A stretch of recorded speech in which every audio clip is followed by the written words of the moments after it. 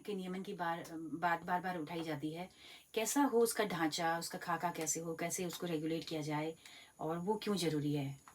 देखिए, मीडिया शिक्षा में जब भी हम बात करते हैं तो हमारे सामने एक प्रश्न हमेशा यक्ष प्रश्न की तरह आ जाता है कि मीडिया में जो शिक्षित हो रहे हैं उनके लिए कोई नियमन की व्यवस्था होनी चाहिए या नहीं होनी चाहिए।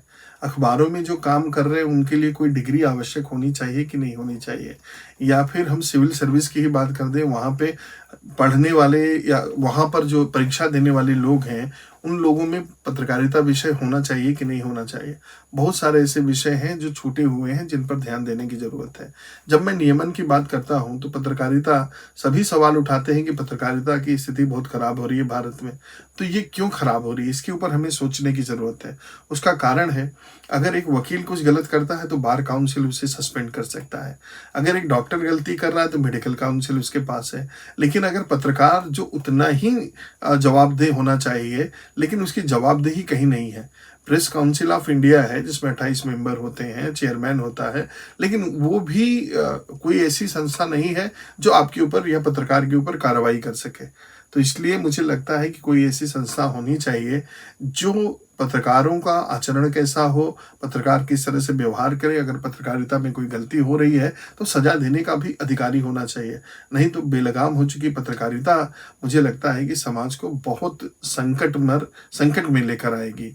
इस कारण से मुझे लगता है नियामक संस्थाएँ तो बहुत ज़रूरी हैं। उसका स्ट्रक्चर बनाया जा सकता है। अब वो स्ट्रक्चर कैसा हो ये डिपेंड करता है सरकार के ऊपर। हम ये कर सकते हैं कि जिस तरह से सिविल सर्विस आप लेते हैं या फिर जिस तरह से बाकी के एग्ज़ाम लेते हैं, उसी तरह से पत्रकारिता प्रशिक्षण का एक टेस्ट कर लीजिए, नेशन वाइड टेस्ट हो। उसमें जो पास हो, जिस तरह से नेट में हमने दिया है कि ये लेक्चरर के रूप में एलिजिबल हैं, ये जेआरएफ के रूप में एलिजिबल हैं, ये सिर्फ पीएचडी के लिए एलिजिबल है। उसी तरह से पत्रकारिता प्रशिक्षण के बाद एक टेस्ट लिया जा सकता है जिसमें हम कह सकते हैं कि ये किस क्षेत्र में जा सकते हैं, चाहे वो पत्रकारिता के क्षेत्र में चले जाएँ, चाहे एकेडमिक्स के फील्ड में चले जाएँ, चाहे पीएचडी करने के लिए चले जाएँ।